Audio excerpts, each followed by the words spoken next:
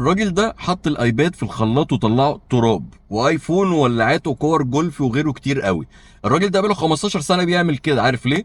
علشان الراجل ده بيبيع الخلاط ده. عايز اقول لك ان فيديو الايباد ده جاب 19 مليون مشاهده على اليوتيوب. الكامبين ده زود المبيعات 700% من اول 3 سنين، اللي هي دي كلها اعلانات، بس هو ما دفعش ثمنها. هنضرب المثال المره دي بالصيدليات. الصيدليات بتبيع نفس الدواء بنفس السعر اللي هو ريد اوشن ومتكتف، زي الراجل اللي بيبيع خلاطات المطبخ ده كده. وانت كصاحب صيدليه لو بتعمل اعلانات تزود مبيعاتك بيكون ليها ناتج حلو، بس قصاد ده بتدفع كل مره اعلانك بيظهر او بيتم الضغط عليه، وده تكلفه عاليه. فيا سلام لو خليت الناس اللي بيظهر لهم اعلانك اللي هم التارجت اودينس بتوعك هم اللي بيشيروه، وساعتها هتكسر الدنيا وببلاش. شد حزامك وتعالى الخص لك الخطوات، وهتلاقي موضوع على عمرو شعلان دوت كوم في شرح مفصل، او اكتب لي كلمه لينك في التعليقات وهبعت لك اللينك مباشر. يلا ناخد طريق يوفر فلوس ووقت ومجهود.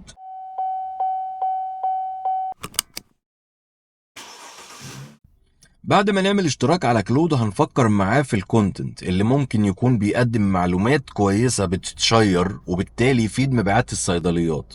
عجبني موضوعين كتبهم، وهم الطريقة الأفضل علشان تخزن الأدوية، والتاني عن الأمراض الموسمية زي الحساسية. قلت لك اكتب لي الموضوعين دولت بالعربي وباللهجة المصرية، وحط لي ايموجيز وهاشتاجز وروق لي عليه كده. ومبروك بقى عندك بوستات جاهزة للنشر.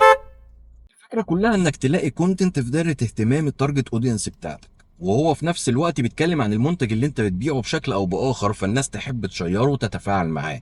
لما الناس بتشير اعلانك او الكونتنت بتاعك فبيظهر لاصدقائهم، وبكده انت ما دفعتش ثمن المشاهدات دي اللي هي بعد الشير. هتدفع بس ثمن ظهور الاعلان اللي في الاول. ده اسمه الشيرابل كونتنت او الفايرال كونتنت. هيبقى في فيديو تاني ان شاء الله نعمل فيه صور وتصاميم قويه للبوستات دي ومن طريق مختصر.